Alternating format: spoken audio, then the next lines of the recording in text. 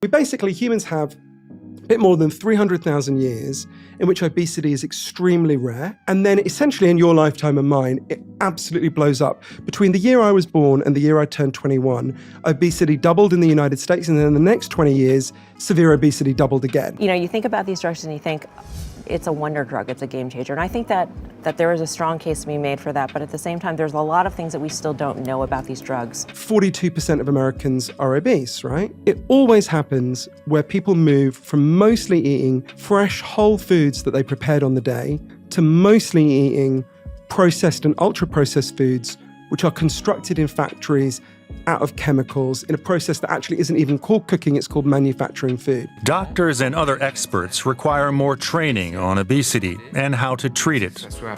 Otherwise, it will just be falsely used as a miracle cure. Before World War II, the simple act of preparing a meal was fairly straightforward. You walked into your local mom and pop grocery store, which was usually stocked with locally sourced produce for you to choose from. You gathered what you needed from your list, you came home, and you had a hearty and relatively healthy dinner with the family. Now, this was routine enough to have been a staple in American households for generations. However, the food that we ate back then didn't necessarily have a lot of question marks. You knew that the meat came from a local farm, the cheese from a local dairy, and vegetables were either in season or they simply weren't. Not only that, but most meals were prepared on request, meaning if you wanted chicken pasta, you better be ready to start chefing it up. During this time in America, meals were a family affair, ingredients were recognizable, and obesity wasn't yet a national crisis. This was made evident when you look back at images of Americans during the pre-war and even post-World War II Reconstruction era. The people were skinny, really skinny. Well, I guess you could say they were just normal. These images are a far cry from what we see today from our countrymen. This was a time period where people were eating food that wasn't just better, but objectively healthier, but they also weren't overeating. Diets were different back then, and the way we went about our daily lives included more activity, but that time is unfortunately long gone. In the post-World War II era, the American food landscape transformed rapidly into the pursuit of convenience and efficiency, laying the foundation for today's obesity epidemic. But why did this happen? Well, it started during the war. You see, America needed a way to feed its troops abroad as they fought the Axis powers. Winning a war is tough, but the logistics of supplying and feeding your troops is even harder. U.S. Army General Pershing said it best during his tour in the Great War. Infantry wins battles, but logistics wins wars. As a result, America and the Allies sought new innovations in food processing to ensure food would make it across the Atlantic/Pacific, onward to Europe and beyond. In doing so, they developed groundbreaking methods of food preservation. These methods provided the foundation from what we see today from preserved and processed foods. The convenience we sought was delivered in spades, but it came with a price, one we're still paying today. Now, let's unpack how it all happened and how America's waistline expanded in sync with corporate profits, as well how the medical innovations of the modern era, from drugs like Ozempic, have captured the hearts, minds, and attention of an entire nation. My name's Mark, and welcome to my channel. I make deep dives into the dark world of money, power, and business, empowering you, my cherished viewer, with all the tools you need to take control of your future. Be sure to like button, subscribe, and hit the bell icon so you don't miss out on these uploads. We are dangerously close to 1,000 subscribers, and I'm grateful for all the people who have subscribed thus far as a part of the OG 1000 Club. Also, I want to take things in a new direction with the channel.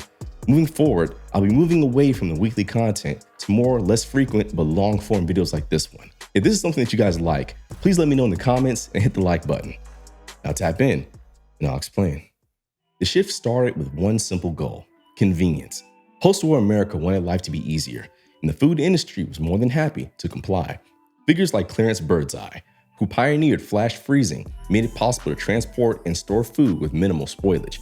Processed foods exploded in popularity as companies like General Mills and Kraft turned preserved and highly processed options into household staples. These companies introduced products that didn't just last longer, they tasted great, thanks to generous helpings of sugar and salt.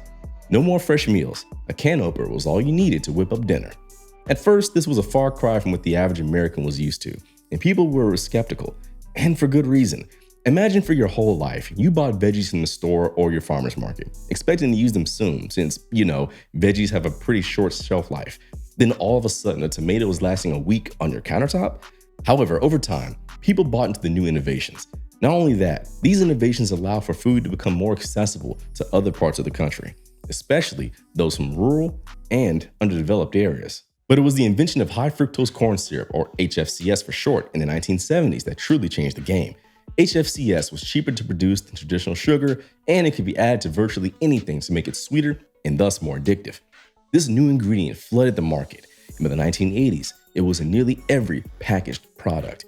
The average American today consumes 152 pounds of added sugar per year, and much of it from HFCS. HFCS was even marketed as natural because it's derived from corn, but the health impacts are far from innocent. Studies have linked HFCS to obesity, diabetes, and other chronic health issues, yet it's cheaper and more addictive than other natural sugars, and thus far more profitable.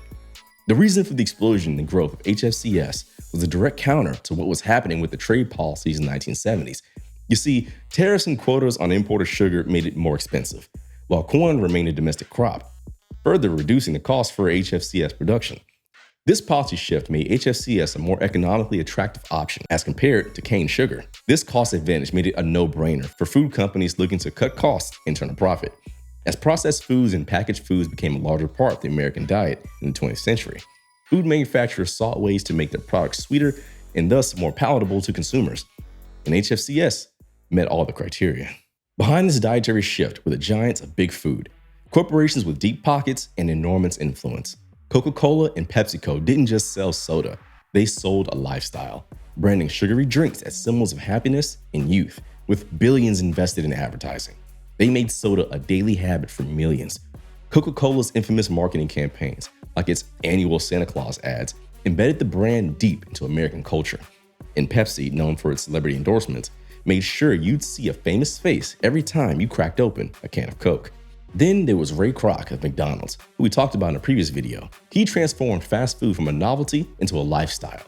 By standardizing fast food production, McDonald's could serve cheap, calorie-dense meals at lightning speed. McDonald's didn't just feed people, it created an industry. The fast food model was so successful that by 1984, McDonald's had sold 50 billion burgers. Other chains followed by suit. And by the 1990s, fast food was a national staple. Each meal packed a punch of calories, fat, and sugar, designed to keep customers coming back for more.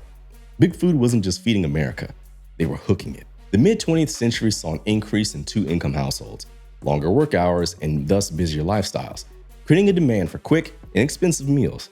Fast food fits this need perfectly, offering a cheap, accessible solution for people on the go, including families with young children.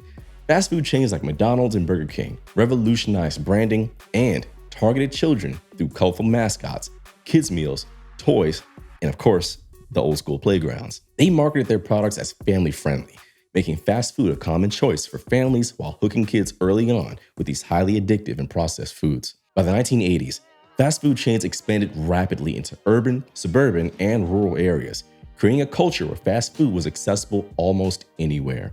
This expansion normalized eating fast food frequently, even as a regular meal option, rather than a rare treat. Fast food tends to be high in calories, fats, sugars, and sodium, while lacking essential nutrients. The ease of consuming high calorie-dense meals led people, including children, to consume more calories than needed, often without even realizing it. Over time, fast food portion sizes grew dramatically, encouraging a higher calorie intake. What used to be a regular-sized meal in the 1970s is now considered small, as supersized options became the norm. This trend, particularly prevalent in the US, played a significant role in overconsumption, as fast food became a frequent part of many family diets. Children were exposed to high-calorie, low-nutrient-dense foods early. This set dietary habits that were hard to break, especially as schools and other child-centered spaces started to serve a similar type of food, making healthy options less appealing and thus harder to access. By the late 20th century, these factors contributed to a rise in obesity, as fast food consumption became regular, with people consuming far more calories than they could burn. This shift in diet laid the groundwork for an obesity epidemic that affects millions to this day, impacting both physical health and quality of life in adults and children alike. As convenient, unhealthy food flooded the market, certain communities were hit harder than others. Low-income neighborhoods, often those with large Black or Latino populations, became the primary targets for fast food chains. In many of these areas, fresh food options are scarce and often overpriced, and fast food is abundant and cheap. This phenomenon, known as food deserts, trap communities in cycles of unhealthy eating and poor health. And it's no coincidence. Studies have shown that fast food chains target low-income and minority neighborhoods with more advertising and greater restaurant density. The presence and popularity of fast food in low-income neighborhoods, especially those with high Black and Latino populations, are deeply tied to specific policies, marketing tactics, and the deliberate establishment of food deserts. So let's break down a few of these factors with some precise examples. A clear example of food deserts can be seen in South Los Angeles. A 2008 study by the LA County Department of Public Health found that South LA had 30% fewer supermarkets than West LA, an area with a more affluent, predominantly white population. Here, low-income residents struggle to find fresh, affordable produce, and they must rely on corner stores, which usually carry only processed, shelf-stable foods. This makes it harder for residents to access affordable, nutritious options, driving many to rely on the fast food chains that saturate the area. Fast food chains specifically target these areas with limited food options. In neighborhoods like Chicago's South Side or Detroit's East Side, fast food is one of the few readily available food sources. A 2011 study by the American Journal for Preventive Medicine revealed that fast food density in these areas was up to 4.5 times higher than in more affluent neighborhoods. This clustering is not accidental. It's a calculated business strategy by companies to capitalize on the lack of other food resources. Research shows that fast food companies spend over $5 billion annually on advertising, with a disproportionate focus on Black and Latino audiences. For example, in 2019, a study by the Rudd Center for the Food Policy and Obesity at the University of Connecticut revealed that Black youth see 50% more fast food ads on TV than white youths. This isn't limited to television. In Atlanta, McDonald's and Burger King had been evenly placed had their billboard ads across outside of schools in predominantly Black neighborhoods. These advertisements portray fast food as affordable and appealing, without addressing the key health impacts. Policy also plays a major role in food access. In Baltimore, for instance, zoning regulations have made it easier for fast food restaurants to open compared to full-service grocery stores. Baltimore's food desert retail strategy attempted to address this by offering incentives for grocery stores to open in underserved neighborhoods. But chains like Dollar General and Family Dollar, which often mostly processed and low-nutritious food, outpaced grocery stores by a mile, leaving fast food as one of the only affordable options. The effect is visible in neighborhoods like Houston's Fifth Ward, where sugary processed foods are more affordable than fresh produce, leading to dietary patterns that increase the obesity risk. The impact of this fast food concentration and limited access to fresh foods is reflected in obesity rates and health disparities. Black adults in particular face heightened risks, with a 49.6% obesity rate compared to white adults' 42.2%, contributing to higher rates of diabetes, hypertension, and heart disease. These targeted marketing tactics and policies do not just shape food options, but they trap communities in cycles of poor health outcomes. Through policies that inadvertently favor fast food and zoning practices that restrict fresh food access, residents of these neighborhoods find themselves systematically limited in their food choices, leading to serious long-term health consequences that continue across generations. As obesity rates rose, the diet industry stepped right in, offering solutions that rarely lived up to their promises. One of the first to profit from this was Robert Atkins, who in 1972 introduced the low-carb Atkins diet, promising that cutting out carbs was the magic bullet for weight loss. You see, Atkins gained traction, but it also led to a diet roller coaster where carbs were demonized, fat was praised, and the public was left confused and frustrated.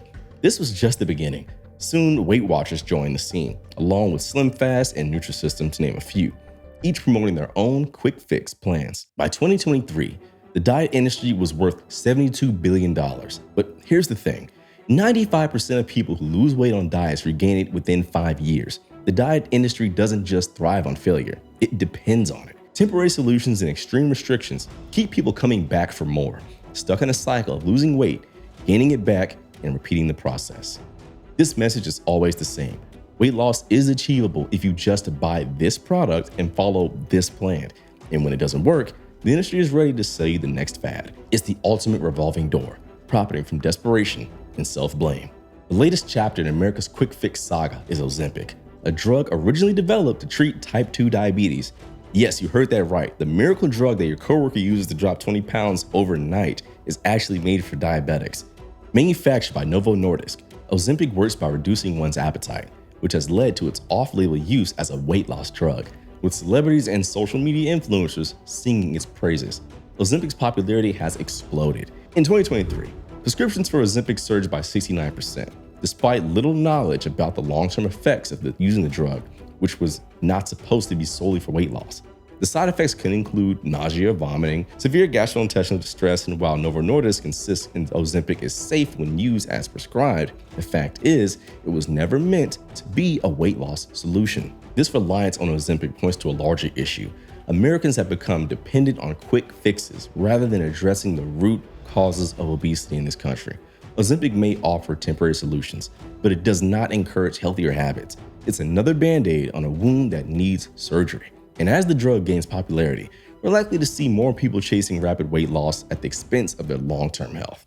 So here is the million-dollar question you all waited for. Why don't doctors just push diet and exercise? Well, part of the issue is education. Only 25% of US medical schools require a single course on nutrition, leaving most doctors without the knowledge to guide patients on healthy eating habits. For healthcare providers, it's easier to prescribe you medication than to encourage a healthy lifestyle. And frankly, Big Pharma has little interest in diet nor exercise. There's no profit in telling people to eat veggies, watch your calories, and exercise. The American lifestyle itself is the culprit. Work hours are long, convenience is prized, and our attention spans are shrinking. People would rather buy a pill than put in the work to change their habits. The lack of emphasis on diet and exercise isn't just a medical failure, it's a societal one. Our culture has shifted to prioritize convenience over health. And that's why fad diets and miracle drugs continue to flourish. Until we value health over quick fixes, this cycle will unfortunately persist. The human cost of obesity in this great nation goes far beyond the scale. Obese individuals face a higher risk of heart disease, diabetes, and cancer, and on average lose 14 years of life expectancy. But there's also an economic cost. Obesity-related healthcare expenses reach $190 billion per year in the US, a burden shouldered by both the individual and the taxpayer. Obesity can limit physical mobility, strain mental health, and decrease overall quality of life, making daily activities a struggle and self-image a constant challenge. Meanwhile, the companies driving these habits, big food, big pharma, and the weight loss industry, see soaring profits. While individuals struggle with obesity and related health issues, executives are reaping rewards. It's a stark reminder that in America, personal health is often sacrificed for corporate gain. So where does that leave us? Unfortunately, we are stuck in a vicious cycle, chasing convenience at the expense of our own health, hooked on quick fixes that line the pockets of big food and big pharma. The American diet didn't get here by accident. It was carefully crafted by corporations seeking profit with little regard for public health. If we want to break this cycle, we need to look beyond the diet industry, beyond the fads and beyond the drugs, and beyond the promises of instant results. The real solution here lies in a cultural shift where we value health over convenience and long-term well-being over temporary fixes. Until then, big food, big pharma, and the diet industry will continue to profit, and Americans will continue to pay the price with their health, their quality of life, and ultimately, their lives. At the end of the day, your body is your choice. You are free to consume whatever you want and care for your body how you see fit. However, if you're even the least bit concerned with your health, I'd really recommend taking a deeper look into the food you're eating, evaluating how much exercise you're getting, and as well, taking steps toward a healthier lifestyle. The choices you make now can and will compound into greater habits and give you a better quality of life. If you enjoyed this deep dive, please be sure to hit the like button and subscribe. These videos take quite a while to write, produce, and edit, especially the long-form videos like this one. As well, if you enjoyed this format, please let me know by liking the video and leave me a comment. I greatly appreciate it. What I like to do is I like to try to push out these videos maybe 1 or 2 times a month, depending on the topic and depending on the scale of the project. But again, as always, I've been Mark, you've been great. Stay dangerous, and I'll see you in the next one.